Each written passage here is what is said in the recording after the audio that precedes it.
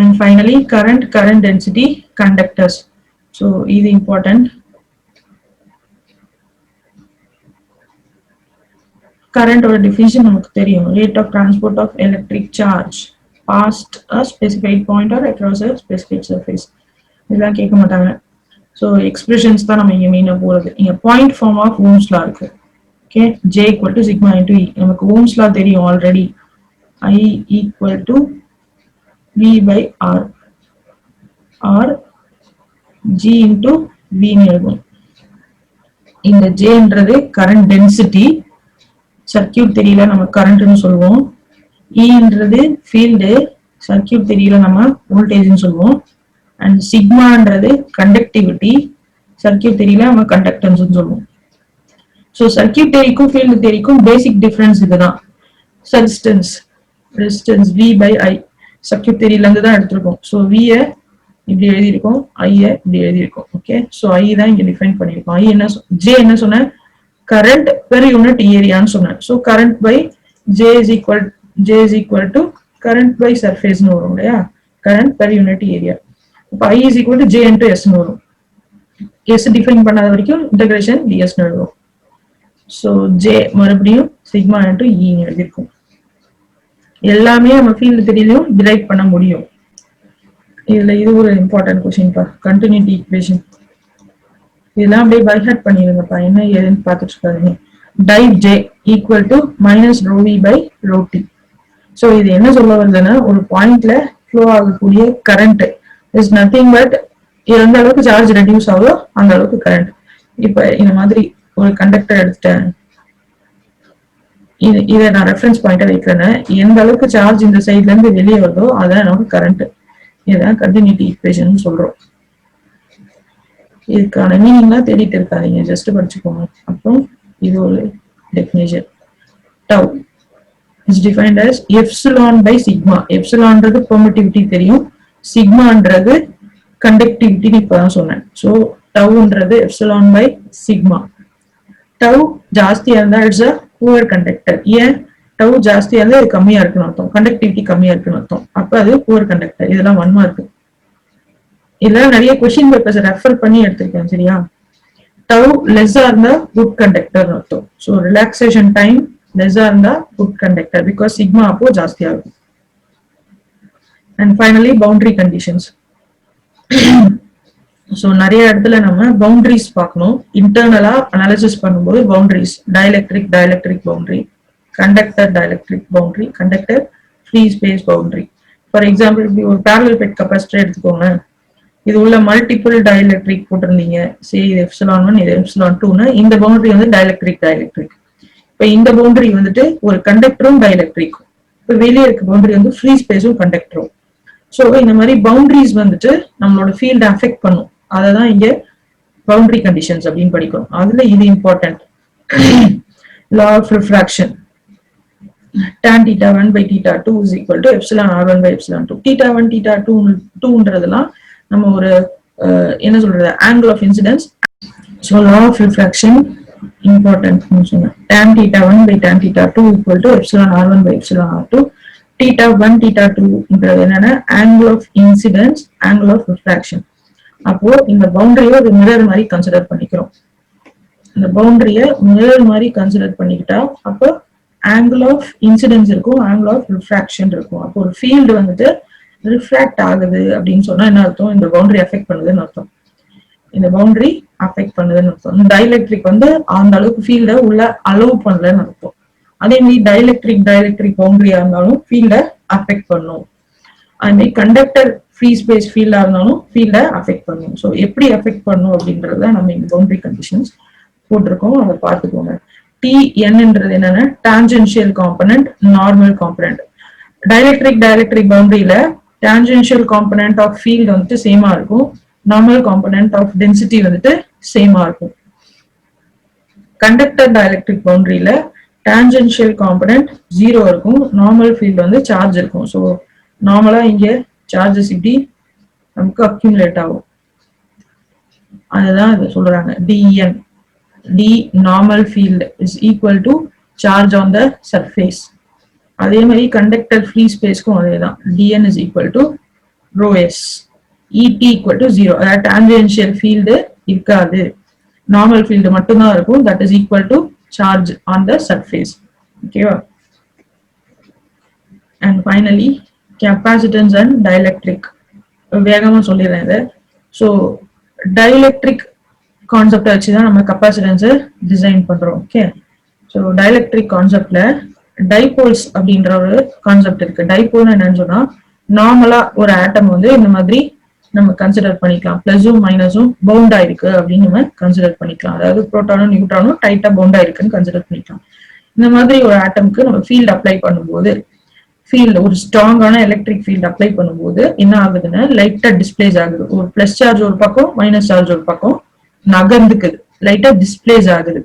ஏன்னா இந்த field tail டைரக்ஷன்ல பிளஸ் சார்ஜ் போயிடும், சாரி ஹெட் டைரக்ஷன்ல பிளஸ் சார்ஜ் வந்து டிஸ்பிளேஸ் ஆகும், டெய்ல் இருக்கிறதுல மைனஸ் சார்ஜ் டிஸ்பிளேஸ் ஆகும். இது டிஸ்பிளேஸ்மெண்ட் அப்படின்னு சொல்லுவோம். ஓகே, டிஸ்பிளேஸ்மெண்ட்னா small change in the position அப்படின்னு சொல்லலாமா? இது பாக்குறதுக்கு எப்படி இருக்குன்னா ஒரு சைடு பிளஸ் சார்ஜும் ஒரு சைடு மைனஸ் சார்ஜும் அக்யூமுலேட் ஆயிருக்க மாதிரி இருக்கும். ஸோ இது மைனஸ் சார்ஜ், ஒரு சைடு பிளஸ் சார்ஜ் ஒரு சைடு மைனஸ் சார்ஜ். இது மாதிரி நிறைய ஆட்டம்ஸ் இருக்கும் இல்லையா, ஒரு மெட்டீரியலுக்குள்ள இது மாதிரி நிறைய ஆட்டம்ஸ் இருக்கும். ஃபீல்ட் அப்ளை பண்ணோடனே எல்லாமே டிஸ்பிளேஸ் ஆகும். ஸோ ஃபைனலா எப்படி இருக்குன்னா அந்த மெட்டீரியலோட ஒரு எண்டுல பிளஸ் பிளஸ்ஸா இருக்க மாதிரி இருக்கும், இன்னொரு எண்டுல மைனஸ் சார்ஜஸா இருக்க மாதிரி இருக்கும். ஓகே, இதுதான் நம்ம போலரைசேஷன் அப்படின்னு சொல்றோம். போலரைசேஷன் அப்படின்னா போல்ஸ் ஃபார்ம் ஆகிறது, ஒரு சைடு பிளஸ் ஒரு சைடு மைனஸ் போல்ஸ் ஃபார்ம் ஆகிறது. அண்ட் இது வந்துட்டு ஒரு மொமெண்டம் டிஸ்பிளே பண்ணும். And that is defined as product of charge into the small distance between the plus and minus charges. Okay, so எப்பவுமே ஒரு எலக்ட்ரான் ஒரு ஆட்டம் எடுத்துட்டா பிளஸ் சார்ஜும் மைனஸ் சார்ஜும் ஈக்குவலா இருக்கும். ஸோ எலக்ட்ரிக் டைபோல்னா இப்ப என்ன, equal and opposite charges separated by a small distance d. Equal and opposite charge, அது பிளஸ் கியூன்னு எடுத்தா இது அப்ப மைனஸ் கியூன்னு எடுத்துப்போம். Equal and opposite charges separated by a distance d, அதுதான் டைபோல்னு சொல்றோம். இந்த மாதிரி நிறைய டைபோல் ஃபார்ம் ஆயிடுச்சுன்னா அதை போலரைசேஷன் அப்படின்னு சொல்றோம். இந்த கான்செப்ட் தான் டைஎலக்ட்ரிக்ல யூஸ் பண்றோம். ஸோ ஒரு ஃபீல்ட் அப்ளை பண்ணும்போது டைஎலக்ட்ரிக்கோட ரெண்டு சைடும் போலரைஸ் ஆயிடும் ஆர் சார்ஜஸ் ஃபார்ம் ஆயிடும் அப்படின்னு சொல்றோம். ஸோ இதெல்லாம் வச்சுக்கோங்க. போலரைசேஷனுக்கு ஃபார்முலா சை அப்படின்னு சொல்லுவாங்க, சிம்பிள் எலக்ட்ரிக் சசப்டபிலிட்டின்னு அர்த்தம். எந்த அளவுக்கு இதெல்லாம் மெட்டீரியல் ப்ராப்பர்ட்டி, ஒரு மெட்டீரியலோட கான்ஸ்டன்ட்னு சொல்லலாம். எந்த அளவுக்கு சசப்டபிளா இருக்கோ அந்த அளவுக்கு போலரைசேஷன் நடக்கும். And susceptibility is related to relative permittivity. And capacitance, already கெப்பாசிட்டன்ஸோட டெஃபினிஷன் இது எல்லாமே சர்க்யூட் தியரில பார்த்தாச்சு. ஸோ இதை மட்டும் படிச்சுக்கோங்க. டிஃப்ரெண்ட் கான்ஃபிகரேஷன்ஸ்க்கு கெப்பாசிட்டன்ஸோட ஃபார்முலா இது ஒரு டேபிள் மாதிரி போட்டு படிச்சுக்கோங்க.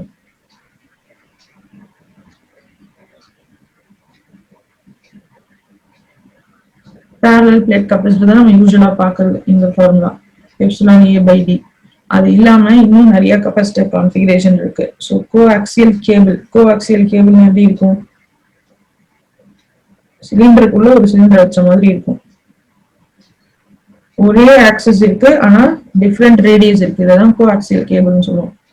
ஃபைபர் ஆப்டிக்ஸ்ல யூஸ் பண்ற கேபிள். அந்த கேபிளுக்கு இல்ல அண்டர் கிரவுண்ட் பவர் சிஸ்டம்ல அண்டர் கிரவுண்ட் கேபிள்ஸ் யூஸ் பண்றது கூட சொல்லலாம் கோஆக்சியல் கேபிள்னு சொல்லிட்டு. அப்ப இது ஒரு கண்டக்டர் இருக்கும், இது இங்க வந்து இன்சுலேட்டர் பிளேஸ் பண்ணிருப்பாங்க, வெளியே வந்து சம் ப்ரொடெக்டிவ் மெட்டீரியல் இருக்கும். ஓகே, ஸோ இங்க இப்படி கரண்ட் கண்டக்ட் பண்ணும், இந்த உள்ளார இருக்கிற கண்டக்டர் கரண்ட் கண்டக்ட் பண்ணும். சம்டைம்ஸ் இதே கேபிளே வந்துட்டு ஃபேஸ் நியூட்ரலா யூஸ் பண்ணுவாங்க. ஸோ இது ஃபேஸ் அப்படின்னு சொன்னா வெளியே ஒரு லேயர் இருக்கும், அதை நியூட்ரலா யூஸ் பண்ணுவாங்க. ஸோ கோஆக்சியல் கேபிள் இப்படி இருக்கும். அடுத்தது கான்சென்ட்ரிக் ஸ்பியர்ஸ். மறுபடியும் கான்சென்ட்ரிக் ஸ்பியர்ஸ் என்னன்னா ஒரு ஸ்பியருக்குள்ள இன்னொரு ஸ்பியர் இருக்கிறது, ஒரே சென்டர் இருக்கும், டிஃப்ரெண்ட் ரேடியஸ் இருக்கும். அகெயின் இந்த இடத்துல இன்சுலேட்டர் பிளேஸ் பண்ணியிருப்பாங்க. ஸோ இது ஒரு கண்டக்டர், வெளியே இருக்கிறது ஒரு கண்டக்டர். அப்போ ரெண்டு கண்டக்டருக்குள்ள இன்சுலேட்டர் வச்சிருக்கோம். So again it forms a capacitance. அடுத்தது ஸ்பியர், ஒரு ஃபுல் ஸ்பியர். ஓகே, அடுத்தது சர்க்குலர் டிஸ்க். இதெல்லாம் டிஃப்ரெண்ட் கான்ஃபிகரேஷன்ஸ் அவ்வளவுதான். இது மூணு தான் இம்பார்ட்டன்ட். இதுல மறுபடியும் டிரான்ஸ்மிஷன் சிஸ்டம்ல அதை யூஸ் பண்ணுவோம். Energy stored by capacitor half CV square. V can be replaced by Q by C. Q by C whole square வரும். அப்ப half Q square C ஒரு ஃபார்முலா வரும். இல்ல C க்கு பதிலா ரீப்ளேஸ் பண்ணனும்னு சொன்னா half QV ன்னு ஒரு ஃபார்முலா வரும். சோ மூணு ஃபார்முலா ஒரே ஃபார்முலாவே படிச்சுக்கோங்க. இது இப்பதான் பார்த்தோம். Energy density of electrostatic field. அப்புறம் இதுல வேற என்ன கான்செப்ட் இருக்குன்னா மல்டிபிள் கெப்பாசிட்டர்ஸ். மல்டிபிள் கெப்பாசிட்டர்ஸ் அப்படின்னு சொன்னா ரெண்டு தனித்தனி கெப்பாசிட்டராகவும் இருக்கலாம், இல்ல இந்த மாதிரி ரெண்டு தனித்தனி டயலெக்ட்ரிக்காவும் இருக்கலாம். ஸோ இந்த கான்ஃபிகரேஷன்ல பாத்தீங்கன்னா ரெண்டு தனித்தனி டயலெக்ட்ரிக்ஸ் வச்சிருக்கோம். இது ஒரு விதமான கனெக்ஷன், இது ஒரு விதமான கனெக்ஷன். ஸோ இங்க இன்டர்ஃபேஸ் வந்து இதான் இன்டர்ஃபேஸ்ன்னு சொல்லுவோம். ஓகே, ரெண்டு டிஃப்ரெண்ட் மெட்டீரியல் சேர்ற இடத்த தான் இன்டர்ஃபேஸ்ன்னு சொல்லுவோம். So interface is parallel to E vector and D vector அப்படின்னு கொடுத்திருந்தா parallel கெப்பாசிட்டரா எடுத்துப்போம். ஸோ இது ரெண்டு டிஃப்ரெண்ட் கெப்பாசிட்டர் மாதிரி ஆக்ட் ஆகும் போது parallel கெப்பாசிட்டர் மாதிரி எடுத்துப்போம். வோல்டேஜ் வந்து சேமா இருக்கும்னு அர்த்தம் ரெண்டுக்கு அக்ராஸ்ல. அண்ட் இன்டர்ஃபேஸ் வந்து நார்மல், அதாவது இந்த ரெண்டு டயலெக்ட்ரிக் ஜாயின் ஆகிற இடம் வந்துட்டு normal to E vector and D vector. So E vector V இங்க இருக்கு, அப்போ E இப்படி இருக்கும், இது அப்ப நார்மலா இருக்கு. ஓகே, ஸோ இது வந்து சீரீஸ் கெப்பாசிட்டர். E ஃபீல்டு இப்படி இருக்கும், இங்க வோல்டேஜ் அப்ளை இப்படி பண்றோம். ஸோ ஃபீல்டு இப்படி இருக்கும் E வெக்டர். ஸோ இது வந்துட்டு parallelனு சொல்றோம், இது நார்மல்னு சொல்றோம். இது வந்துட்டு சீரீஸ் கனெக்ஷன் மாதிரி ரெண்டு டிஃப்ரெண்ட் கெப்பாசிட்டர் சீரீஸ்ல கனெக்ட் ஆயிருக்க மாதிரி. இதுல ப்ராப்ளம்ஸ் வந்து கேட்கறதுக்கு சான்ஸ் இருக்கு. ஸோ இந்த ப்ராப்ளம் பார்த்துருங்க. A parallel plate capacitor with area 0.3 meter square and separation 5.5 mm.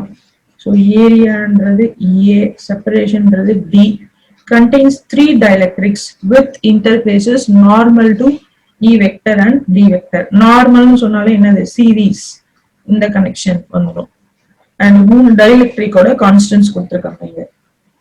Okay, so இப்போ நான் ஃபைண்ட் த கெப்பாசிட்டன்ஸ் கேட்குறாங்க.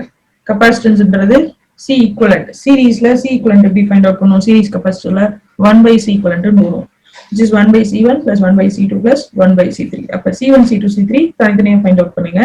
Epsilon naught epsilon R1 A divided by D. A common இங்க, பிகாஸ் இப்படி இருக்கு இல்லையா, இங்க பாருங்க A காமன், ஆனா D வேற வேற, திக்னஸ் வேற வேற, எப்சிலான் R வேற வேற. பாருங்க இங்க epsilon R1 D1 எழுதிருக்கோம், epsilon R2 D2. ஆனா A எல்லாத்துலயும் சேம், எல்லாத்துலயும் A வந்து சேம். ஓகேவா? சோ தனித்தனியா கெப்பாசிட்டன்ஸ் கண்டுபிடிச்சிட்டு சீரீஸ் கனெக்ஷன்ல ஈக்குவலன்ட் கெப்பாசிட்டன்ஸ் எப்படி கண்டுபிடிப்போம் அப்படி கண்டுபிடிச்சிருவோம். இதுல எப்சிலான் நாட்டோட வேல்யூ என்ன எடுத்துப்பீங்க?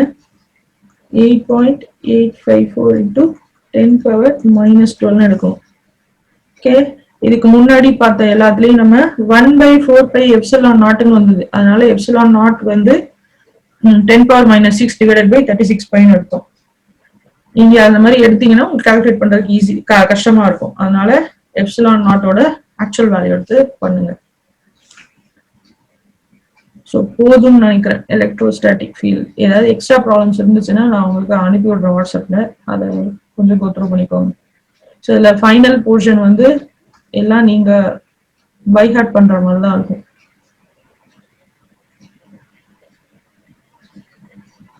ஸோ இது ஃபுல்லா பார்த்தாச்சு. இப்போ எலக்ட்ரோஸ்டாட்டிக்ஸ்ல force, field, flux, Coulomb's law, Gauss law, work, energy, potential தனித்தனியா பார்த்தோம். ஒர்க், பொட்டன்ஷியல், லாஸ்டா எனர்ஜி ஸ்டோர்டு. அதுக்கப்புறம் current, current density, conductors, continuity equation, boundary conditions, capacitance and dielectric for different configuration. இது தனித்தனி டாபிக் கிடையாது, கெப்பாசிட்டன்ஸ் டயலெக்ட்ரிக் சேர்ந்தாப்புல தான் இருக்கும்.